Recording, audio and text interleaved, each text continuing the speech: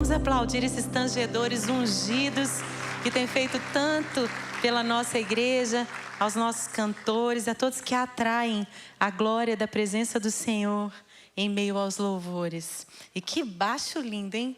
Como um baixo bem tocado é lindo. Desculpa, gente, mas música, né, mexe comigo. E eu estou muito feliz porque não apenas a gente tem a oportunidade de cantar aqui, mas hoje eu vou pregar a palavra do Senhor. E eu agradeço a Deus pelo nosso pastor que acredita no ministério feminino, nos dons do Espírito. Não tem Espírito Santo Júnior para as crianças e nem tem Espírito Santo para os homens e outro para... Não, é o mesmo dom que Deus derrama sobre todos nós. E vamos orar então pela palavra? Senhor, que a Tua palavra viva possa falar ao coração de cada um na sua necessidade individual específica. Eis-me aqui, sem Ti eu nada posso fazer, mas contigo eu posso todas as coisas. E eu te agradeço desde já por encher a minha boca com a Tua palavra, em nome de Jesus. Amém. Eu vou fazer uma pergunta que eu acho que vai denunciar as nossas idades aqui, hein? Quem se lembra do casamento do príncipe Charles e da princesa Diana? Você viu na televisão? Eu vi. Não! Pois é, olha, gente, a gente aprendeu, né, a fazer a mãozinha assim, naquela escadaria linda, né, aquela manga bufante, né? Ah, ok. Quem aqui assistiu o casamento do príncipe William e da Kate? Ah, ok. Tá bom, mas então vocês viram o casamento do príncipe Harry e da Meghan? Ok. Gente, esses casamentos reais que nós acompanhamos, né? Eles foram muito suntuosos, eles foram lindos, mas eu quero te dizer que eles nem chegam perto de outro casamento, um outro casamento que aconteceu nos tempos bíblicos, de um reino, de um império muito mais rico, muito mais suntuoso, que na verdade foi o maior império da antiguidade. Ele era composto de Desculpa, perdi aqui minha anotação. 127 províncias. E ele ia desde a Índia, pegava partes da África, chegava até ali na Etiópia, tomava partes da Europa, ele ocupava todo o Oriente Médio, até algumas partes da Ásia ele dominava. E era o Império Persa. O rei desse império, ele teve um problema com a esposa. A Bíblia diz que a mulher, quando ela não é sábia, ela destrói o seu lar com as próprias mãos. E foi isso que aconteceu. E ele precisava de uma nova esposa, ele precisava de uma nova rainha. E ele preparou, então, um concurso com as donzelas mais bonitas de todo o império. E vieram de cada uma das 127 províncias as moças mais belas para esse concurso. Quem aqui já sabe qual é a história bíblica sobre a qual a gente vai aprender hoje? Isso mesmo, é a história de Esther. E é muito interessante porque semana que vem, os nossos vizinhos judeus, nós moramos aqui no sul da Flórida, onde está a concentração maior de judeus que a gente pode encontrar fora do estado de Israel. E muitos aqui vivem em condomínios com sinagogas e a gente vê, né, todos os preparativos para as festas. E eles vão estar celebrando a festa de Purim nessa próxima semana, que é a festa que celebra o que aconteceu e é narrado no livro de Esther. Aquele grande livramento que Deus deu ao povo judeu quando Amã se levantou para destruir, ele queria aniquilar o povo judeu.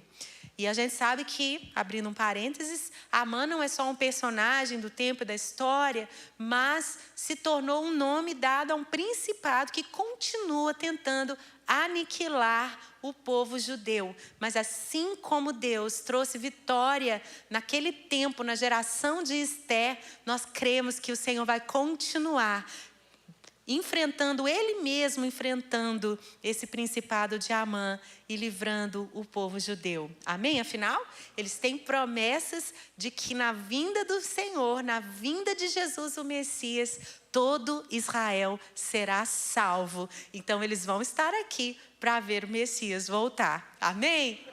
Fechei o parênteses. A história é muito linda, eu te convido a ler os 10 capítulos. É uma história muito envolvente, uma narrativa. Tem detalhes que, principalmente nós mulheres, amamos. Sobre o palácio, sobre a decoração, sobre os banquetes, sobre as festas e sobre o tratamento de beleza, né? Era um verdadeiro spa, preparando aquelas misses para poderem ser apresentadas ao rei. E, enfim, a rainha escolhida. Aí tem drama, tem complô de assassinato, tem sonho de madrugada, revelação. É uma história cheia de aventuras e não é sobre todo esse enredo que eu quero falar hoje. Hoje nós estamos encerrando a série que o nosso pastor fez sobre a conquista da família. E eu quero falar com vocês sobre algo que mexeu muito comigo. Enquanto eu lia o livro de Esther, saltou aos meus olhos algo que eu nunca tinha percebido. E eu tenho certeza que se você já leu a Bíblia mais de uma vez, eu te encorajo a sempre ler a sua Bíblia, porque ela é inesgotável. Quantos aqui sabem que ela é viva e ela fica falando com a gente coisas novas cada vez que a gente se encontra com ela? E você pode abrir a sua Bíblia aí comigo em Esther, no capítulo 2, e você vai encontrar algo que também me deixou pasmada. Esther capítulo 2, dos versos 5 a 7, dizem assim: Ora, na cidadela de Susã, havia um judeu da tribo de Benjamim chamado Mordecai, filho de Jair, filho de Simei, filho de Quis. Ele tinha sido levado de Jerusalém com os exilados que foram deportados com Jeconias, rei de Judá, a quem Nabucodonosor, rei da Babilônia, havia levado para o exílio. Mordecai havia criado Radassa, que é Esther, filha de seu tio, que era órfã de pai e mãe. A jovem era bonita e formosa. Depois que o pai e a mãe dela morreram, Mordecai a adotou como filha. E se você estiver anotando, você pode escrever aí que o tema da nossa ministração hoje é a quebra dos ciclos geracionais. Um cativeiro generacional. É isso que a gente lê aqui, nesses versículos do capítulo 2.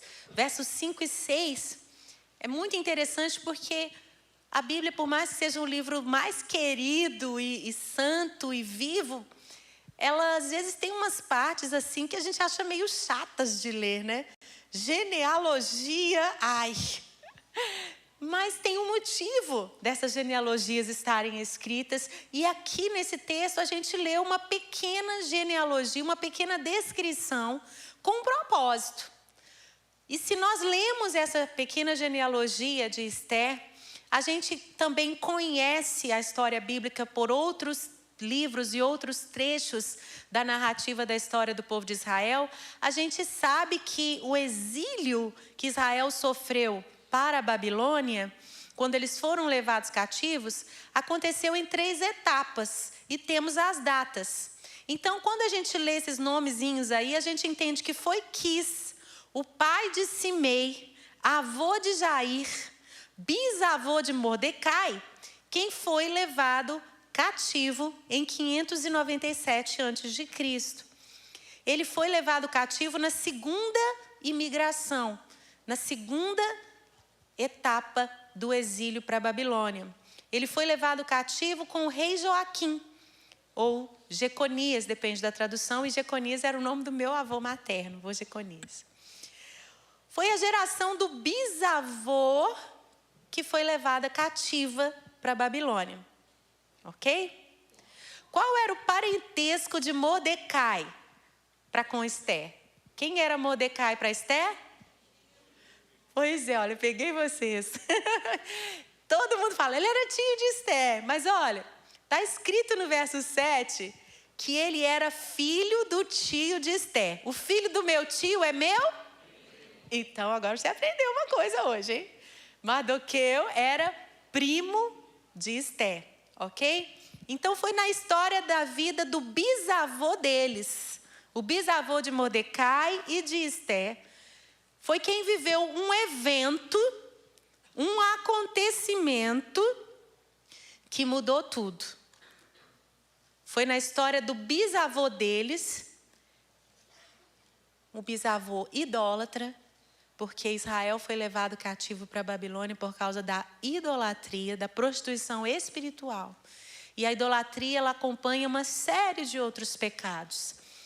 Ao adorarem outros deuses, eles também começaram a praticar feitiçaria, toda sorte de promiscuidade sexual, de atos de violência contra crianças. Eles começaram a praticar a corrupção, não só na economia, mas na política, na administração da nação.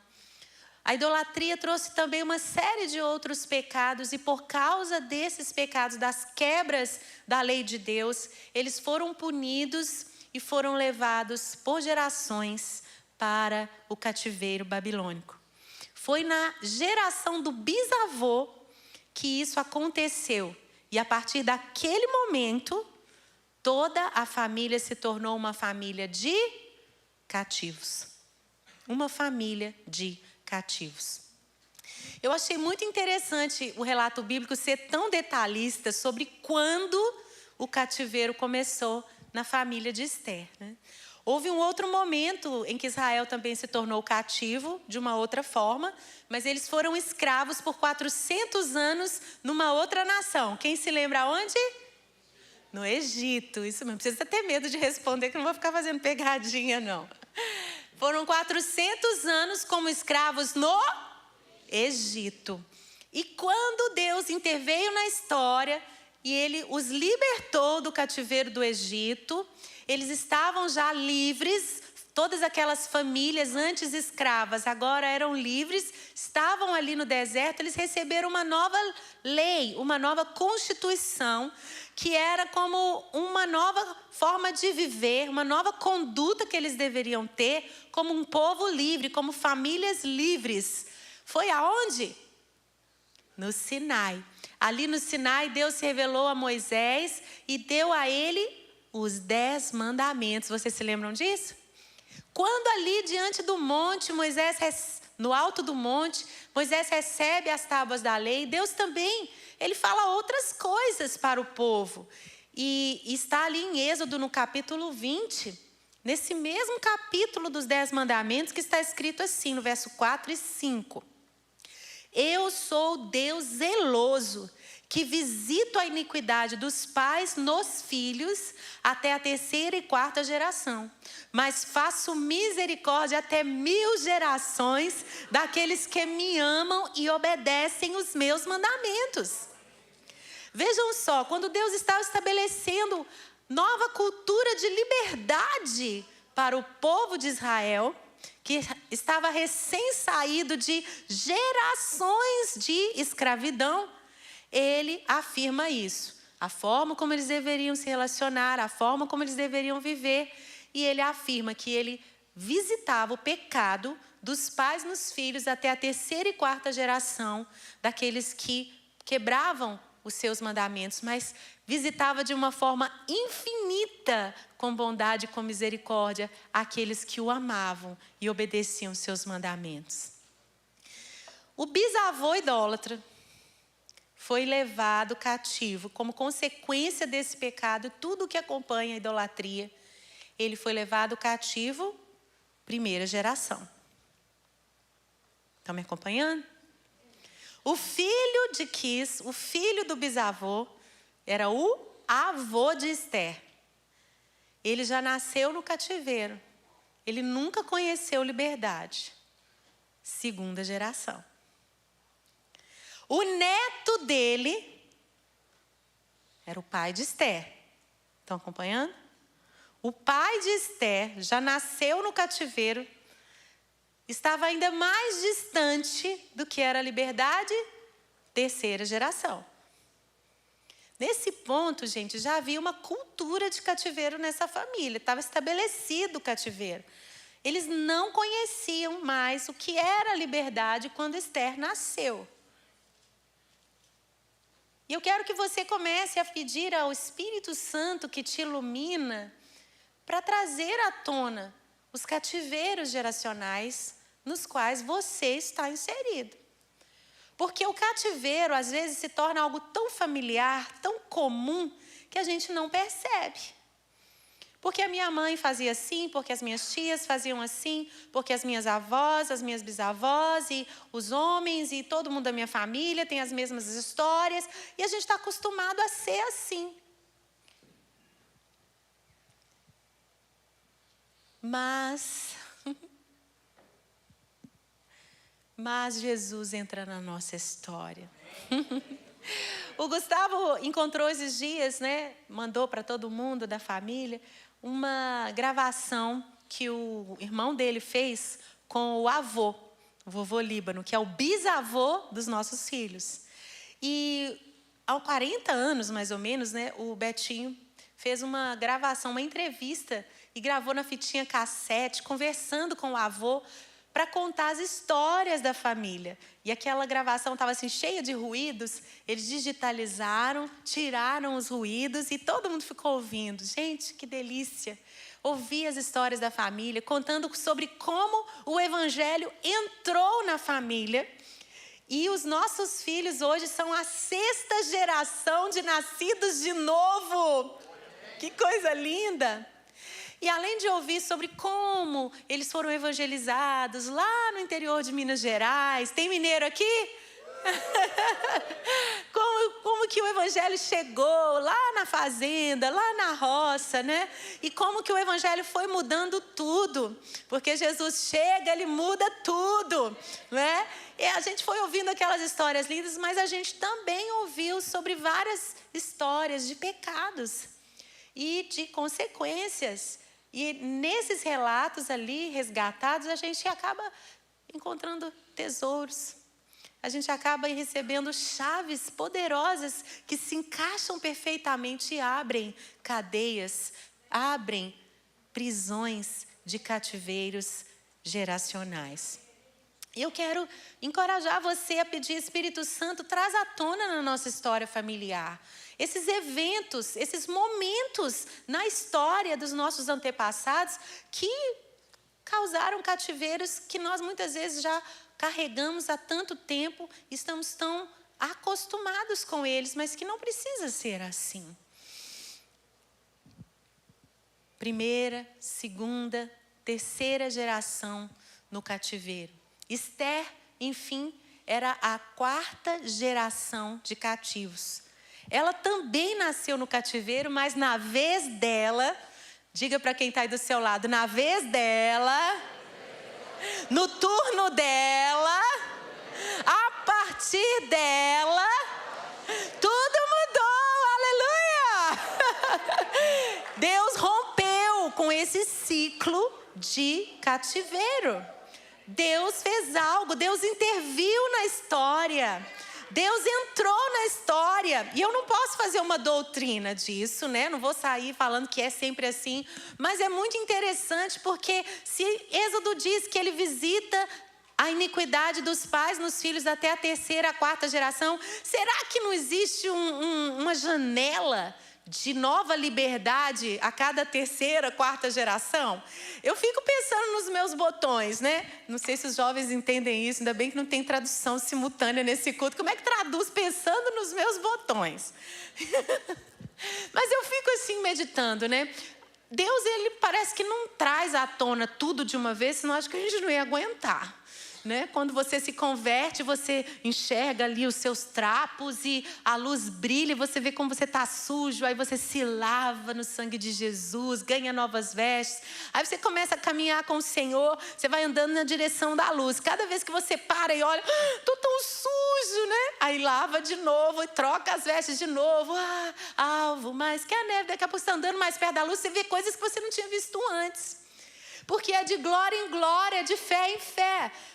a gente vai sendo aperfeiçoado. A palavra diz que a vereda, o caminho do justo é como a luz da aurora, que começa ali de madrugada a acender a luz do dia, vai brilhando mais e mais até ser dia perfeito, até ser meio-dia. E João escreveu dizendo que nós seremos como Ele é, no dia que nós o vimos face a face, porque nós o veremos como Ele é. Mas até aquele dia é essa santificação contínua, não é? Então eu fico pensando que geracionalmente também acontece assim. Tem coisas que a gente olha para trás e pensa assim, meu Deus, como é que meus pais deixavam eu assistir isso? Como é que meus pais ou meus avós falavam assim?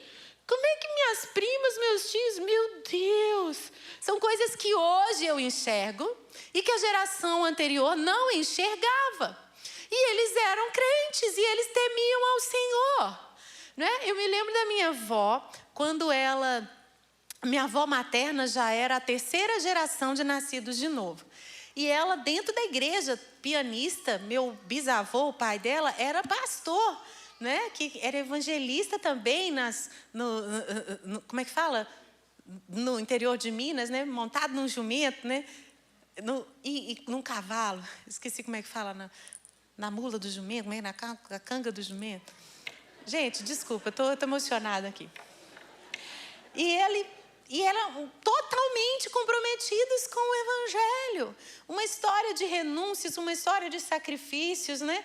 Mas a minha avó, quando ela estava na juventude, ela fumava, ela bebia, ela, se alcoolizava mesmo, perdia o controle. E quando ela já era casada com meu avô, já tinha os filhos, a minha mãe tinha por volta dos 10 aninhos de idade, a minha avó materna teve uma experiência com o Espírito Santo e ela entrava no quarto, fechava a porta e passava tempos ali com o pai em oração. E a minha mãe conta que lembra o dia que eles abriram a porta e a minha avó estava como se num arrebatamento espiritual, porque os meninos fazendo aquela bagunça e a minha avó estava ali como num transe espiritual, numa experiência muito profunda com Deus que nem achou ruim com a bagunça das crianças. E naquele dia, naquela tarde, minha avó ficou horas assim. E quando ela voltou daquela experiência com o Espírito Santo, ela contava para a gente, entre muitas experiências que a minha avó teve com Deus, como que ela estava tendo uma visão espiritual, algo que estava acontecendo com ela. Enfim, quando ela voltou, nunca mais ela colocou um cigarro, um álcool na boca. Ela foi liberta instantaneamente. Mas até então, aquilo era muito comum. Todas as pessoas com quem ela convivia, também dentro da igreja, fumavam, bebiam e se alteravam, e aquilo era uma prática normal. Eu penso, por exemplo, na geração ainda dos meus avós. Como assim, gente? Eram todos maçons. Maçons. A maçonaria era uma prática comum no meio evangélico. E nós sabemos que a maçonaria não é uma sociedade de homens de negócios, simplesmente. Ela é uma seita. E ela tem todos os processos. E o meu avô paterno, ele atingiu o último grau da maçonaria. O meu avô paterno.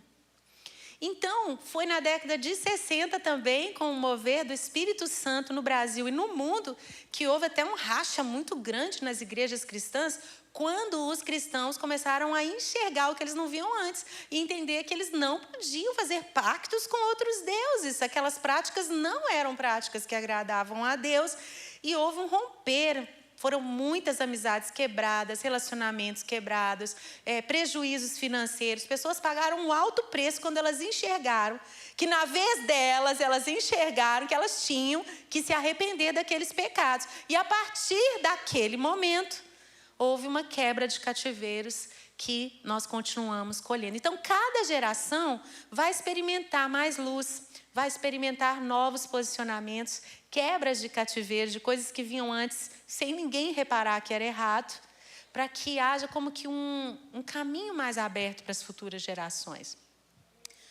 Sabe, não sei se você ouviu histórias assim, mas algumas gerações atrás, um homem cristão, ele não podia ter muita felicidade na intimidade com a esposa, para curtir o sexo, ele ia para a rua. Ele ia para a rua. A mulher dentro de casa era só a mãe dos filhos. Isso era aceito, isso era comum.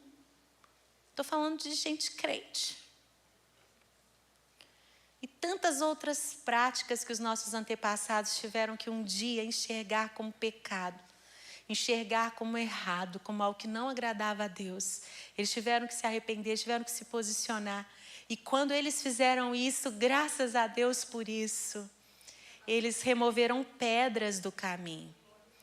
Eles tiraram pedras do caminho para que hoje eu, os meus irmãos, os nossos pais e até a geração em que isso aconteceu, nós pudéssemos ser mais livres e pudéssemos ser mais felizes e entender melhor o que é a santidade de Deus. E eu tenho certeza que existem áreas em que a nossa geração precisa enxergar e precisa remover pedras. E precisa aplanar o caminho para que os nossos filhos, os nossos netos possam ser mais livres do que nós fomos até aqui.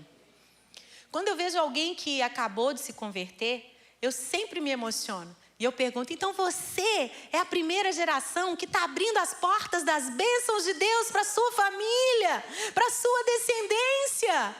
E a pessoa às vezes fica assim, mas eu sei que não só a primeira geração é responsável, todas as gerações são responsáveis. Todas as gerações são responsáveis, porque os meus pecados trazem consequência para as futuras gerações. Mas as minhas quebras de cativeiro libertam as futuras gerações. Então nós nos posicionamos a cada geração como responsáveis diante de Deus, amém? Esther era a 4ª geração. E eu acredito que era como se ela e Mordecai ali na história fossem esse portal para Deus poder entrar e intervir. E eu declaro sobre a sua vida, sobre a sua família, você é um portal para a intervenção de Deus na sua história e nas suas gerações. Amém? Diga, na minha vez, no meu turno, a partir de mim, tudo vai mudar. Tudo vai mudar. Aplauda o Senhor se você crê. Deus está procurando essas janelas. Deus está procurando esses portais. Deus está procurando por você e por mim. Deus rompeu com esse ciclo do cativeiro geracional a partir da vida de Esther e de Mardoqueu. E além dela mesma ter saído daquele cativeiro e se tornado rainha, vocês acham que as roupas dela mudaram? Vocês acham que ela começou a comer uma comida melhor? Vocês acham que a cama dela ficou mais confortável? E a decoração da casa dela, vocês acham que era melhor? Vocês acham que ela tinha carros mais potentes? Cavalos? Quantos cavalos tinha o carro dela? Vocês acham que ela tinha servos e servas? Será que ela podia passear? Será que ela tinha dinheiro sobrando para tirar férias? Vocês acham que ela podia ir a lugares onde antes ela não teria acesso? Vocês acham que ela se assentava em mesas mais importantes? Vocês acham que no lugar da vergonha ela recebeu honra? Dupla honra? Não apenas ela mudou de vida, não apenas ela mudou de status social, não apenas ela. Mas o que aconteceu com os filhos de Esther? Quem eram os filhos de Esther? Será que eles também nasceram como cativos? Os filhos e as filhas de Esther se tornaram o quê? Príncipes e princesas. Ao invés de escassez, eles só conheceram fartura. Ao invés de humilhação, porque antes eles tinham que até esconder a sua origem. Além de cativos, eles não podiam nem dizer de onde eles vinham. Gente, eles se tornaram realeza. Seus netos, seus bisnetos tinham acesso a uma herança do maior império que já existiu. Uma bênção que alcançou a própria Esther, mas que permaneceu ecoando no futuro. Sabe? Isaías 61 é um capítulo que eu amo. Você precisa estudar, porque ali você vê a descrição do próprio Jesus, o próprio ministério de Jesus. Quando ele veio se apresentar naquela sinagoga em que ele disse: hoje se cumpre em mim essa escritura, você vai entender o que é que Jesus veio inaugurar na sua vida. E ele, em Isaías 61, quando ele leu esse texto, ali no versos 7, 8 e 9, está escrito que exatamente aonde nós sofremos vergonha, vamos receber dupla honra. No lugar da nossa tristeza, vamos receber dupla alegria. Você lê ali sobre sermos restauradores de ruínas. Fala sobre nós comermos as riquezas das nações, sobre os nossos descendentes se tornarem conhecidos, famosos, influentes entre os povos, ao ponto que todos que olharem para nós vão dizer: olha ali, uma família abençoada pelo Senhor. Esse é o nível de restauração da nossa sorte que Jesus conquistou para nós. Outro texto que eu amo, Isaías 58, 12, diz assim: olha, vocês vão edificar as antigas ruínas. De novo, fala de ruínas sendo restauradas. Vocês vão levantar os fundamentos de muitas gerações. E vocês serão chamados reparadores de brechas e restauradores de caminhos, para que o país se torne habitável. Onde estava tudo quebrado, o Senhor quer pegar essas pedras caídas e levantar fundamentos que foram destruídos há gerações. E às vezes você está tão acostumado. Eu me lembro quando um dia eu estava conversando com uma prima minha, e conversa com seus parentes, conversa. Você começa a ver que o diabo só muda o nome e o endereço. Repete as histórias. Repete os sofrimentos, repete os padrões de pecados e de cativeiros. E às vezes são segredos, né? A gente não conta muito as nossas vergonhas. Mas quando a gente tem coragem, começa a contar o que Jesus fez por nós. Meu Deus, eu só me casei bem com esse homem maravilhoso, esse homem bom. Porque Jesus entrou na minha história. E eu tenho história familiar de primas que tiveram que passar por muito sofrimento. Muito sofrimento. Mas graças a Deus já estão restauradas também. Gente, converse com seus parentes, converse com as suas primas, com seus primos. Converse com seus velhos. Gaste um tempo conversando com os velhos da sua família.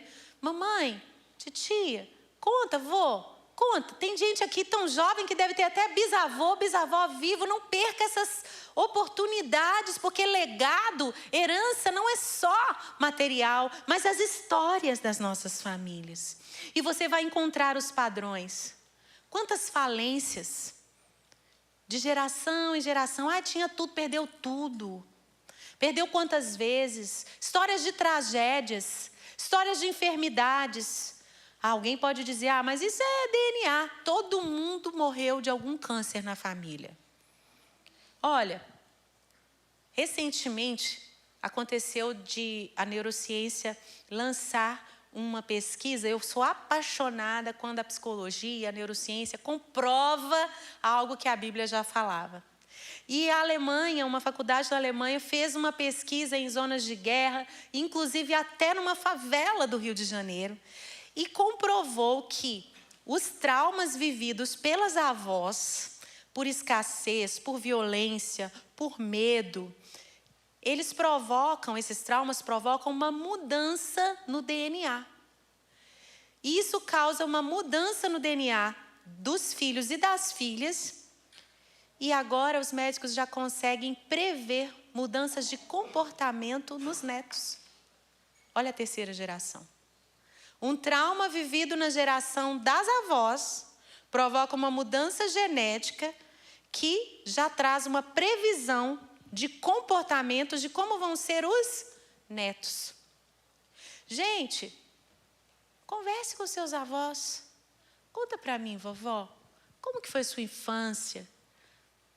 Eu me lembro uma vez fazendo uma sessão de terapia. Eu amo terapia com psicólogos cristãos, né? Porque eles têm o mesmo modo de vida que é a gente. Então, não vão trazer conselhos fora da nossa cosmovisão cristã, né? O psiquiatra pode ser de qualquer religião, tá? Porque é remédio e é muito importante também a ciência que a medicina tem. Mas quem vai tratar de comportamento é melhor que seja um crente. E aí, conversando com essa terapeuta cristã, ela falou para mim, e na história de depressão, tem história de depressão na sua família? Eu falei assim, não. Tem minha mãe, né? Minha mãe tem depressão e tal. É o irmão da minha mãe, o tio. É o outro tio também. Outra tia. Tem o fulano que suicidou. Tem o ciclano. Tem outras doenças psiquiátricas. O que enlouqueceu e foi voltando aí não sei quantas gerações. Não tinha uma linha geracional saudável. Todo mundo complicado. Às vezes a gente não se atenta, está tão acostumado. Faça uma pesquisa da sua história. Faça uma pesquisa da história da sua família. Você está sofrendo com o quê? O que você acha que é tão comum, tão normal, que é assim mesmo? Você já nasceu no cativeiro. É algum vício?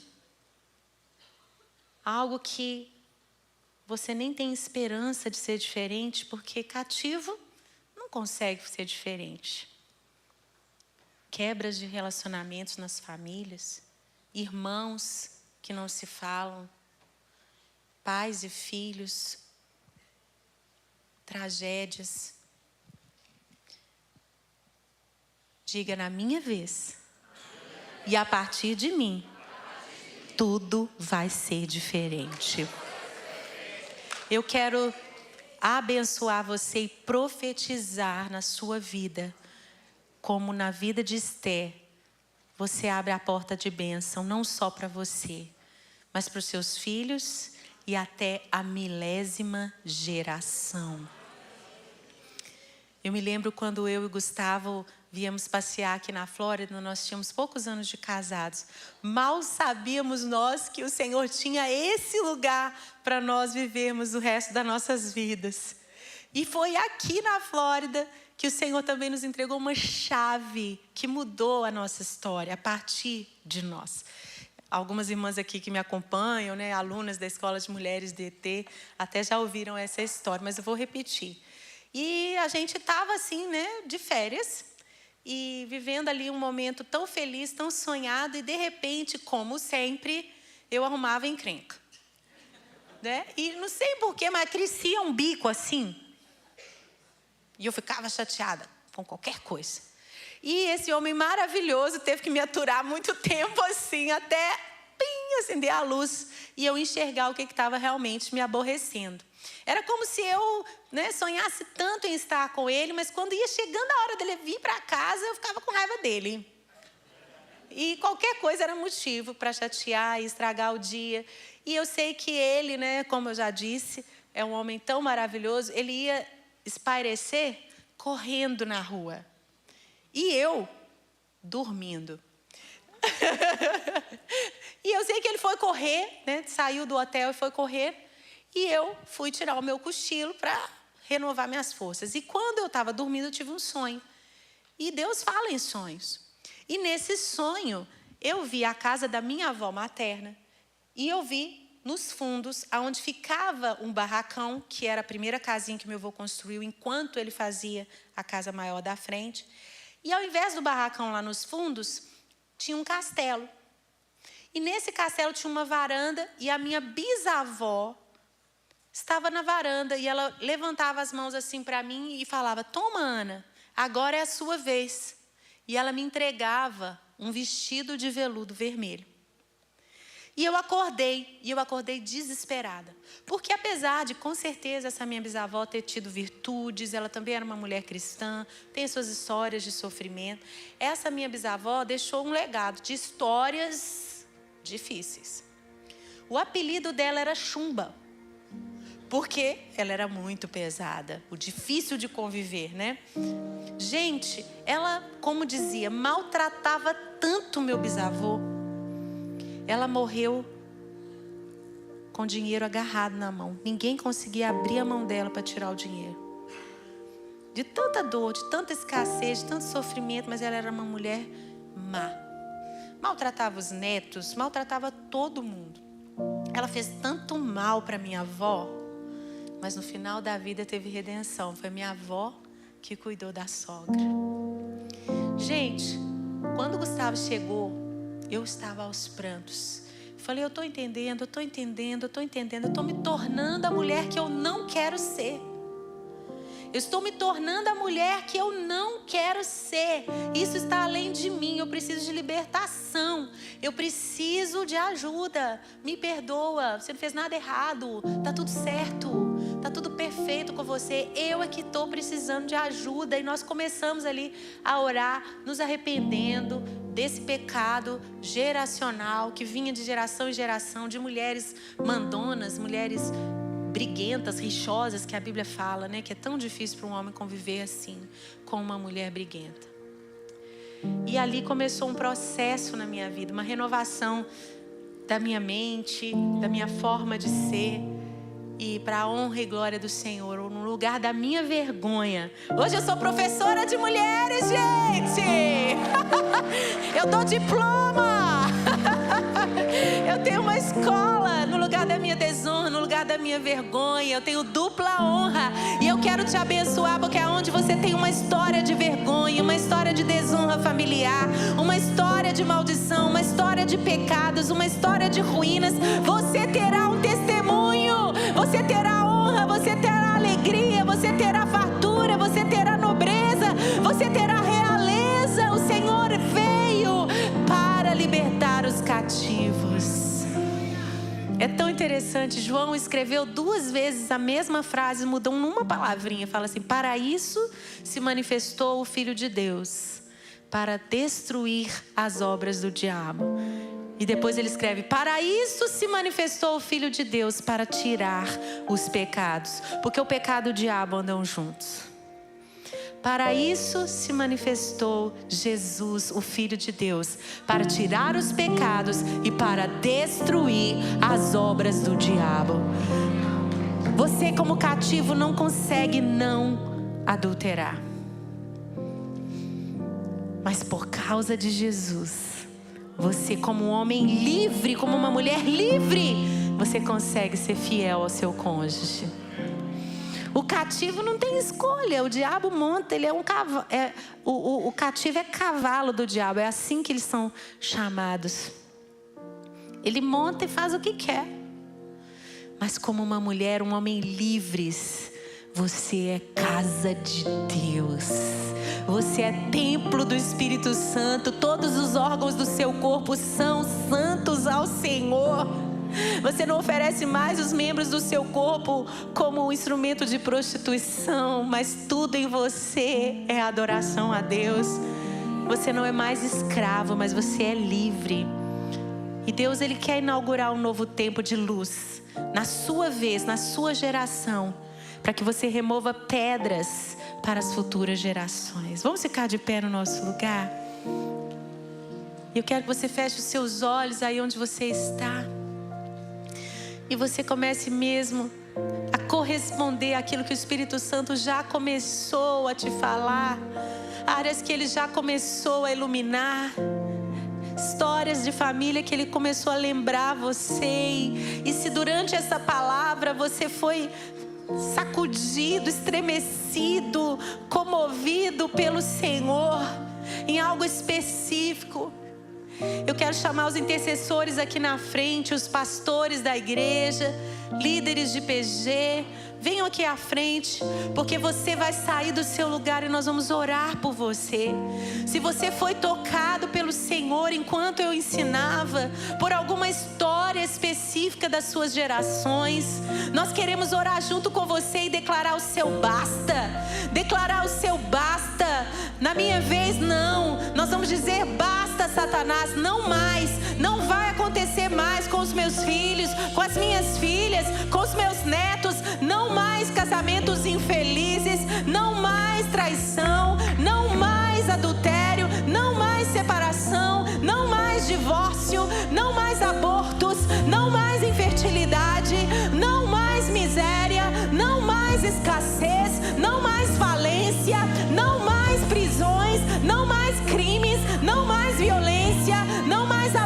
de crianças, não mais abuso de adolescentes, não mais roubo, não mais criminalidade na nossa família, não mais brigas entre irmãos, não mais desavenças entre pais e filhos, não mais quebras de relacionamentos entre as gerações, não mais abandono paterno, não mais abandono materno, não mais doenças, não mais enfermidades que têm matado a tantos, que têm aleijado a tantos, não mais traumas, não mais, não mais, não mais, não mais. E você dê nome àquilo que o Senhor está quebrando da sua vez, e a partir da sua vez, nós nos colocamos na torre de vigia, nós nos colocamos na brecha, nós nos chamamos pelo Senhor de restauradores de ruínas, de levantadores de fundamentos que foram quebrados por gerações.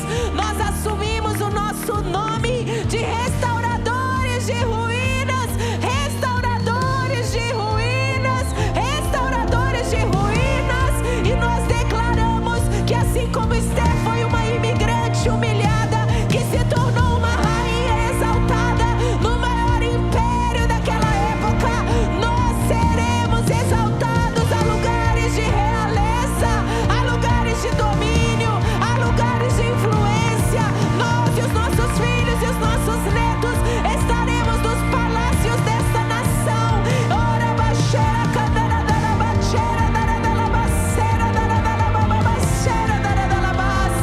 Oh, em nome de Jesus, de toda vergonha, o Senhor trará honra, de toda tristeza, o Senhor trará alegria. Oh, declaramos restituição geracional. Tudo que o diabo roubou dos nossos pais, tudo que o diabo roubou dos nossos avós, tudo que o diabo roubou dos nossos bisavós, seja restituído a nós e aos nossos filhos, aos netos e aos bisnetos.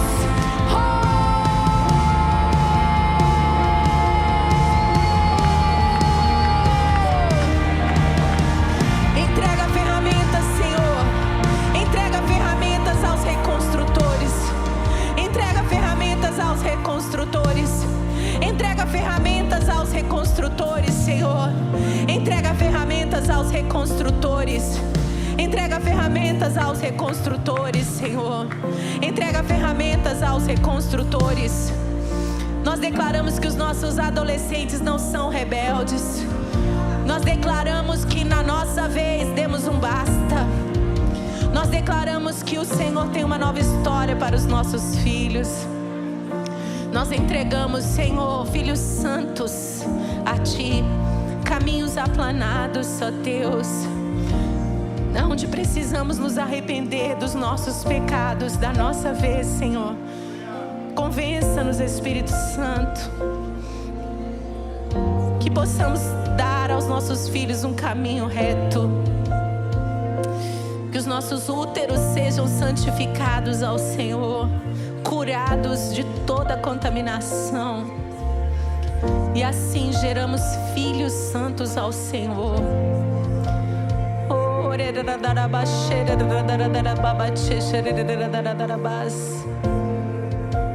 Que o Teu sangue, Jesus, cubra nós, cubra nossos filhos, nossos netos, e que o Senhor visite a história dos nossos antepassados, como Daniel orou, como Neemias orou.